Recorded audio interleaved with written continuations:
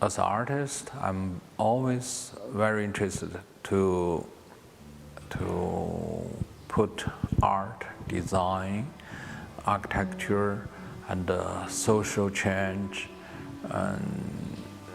together to make an effort to give new possibilities. Ai Weiwei is probably China's best known and most provocative artist. And he's frequently landed himself in trouble with the authorities, to the extent he's not actually allowed to leave the country right now. But still he managed to communicate via Skype with Herzog and Meuron, the leading Swiss architects, to produce this summer's Serpentine pavilion.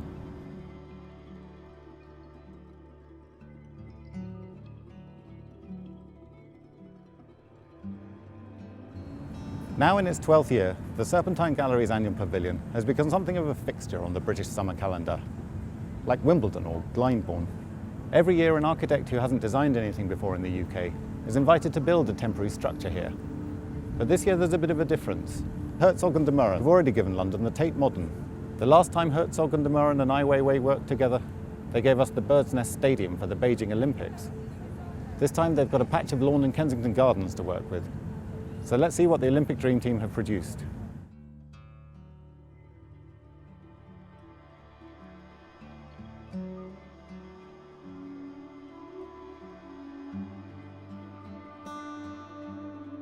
We didn't want to do another object, and so the first idea was to go underground, to do something invisible.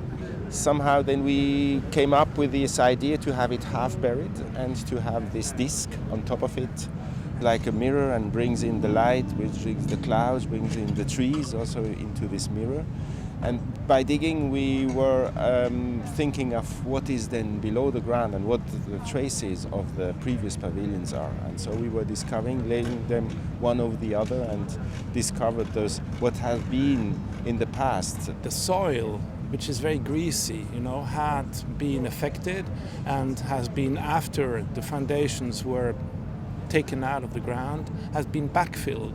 So in terms of backfills, like in archaeological sites, where the real structure is not there anymore, it's just like a ghost of what was there. So it is a fact, and we just reconstructed that.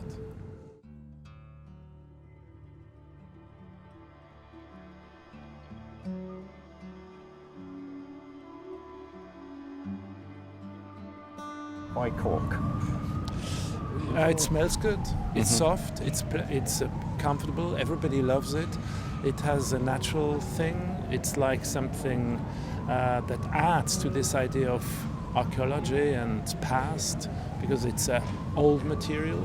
Both Beijing, and this was always our effort to do a highly public building, and the same is here in London now. We are not so much interested in the Olympics as an event, just as a catalyst for urban innovation and transformation. What appeals to me about this project, apart from the smell of the cork, is that it creates something out of nothing, a sort of presence out of an absence. And so in that way it's a sort of piece of anti-architecture, and more of an art installation than it first appears, which is perhaps where Ai Weiwei's influence comes into things. But what the designers are doing here could also be seen as a commentary on the whole Serpentine pavilion game.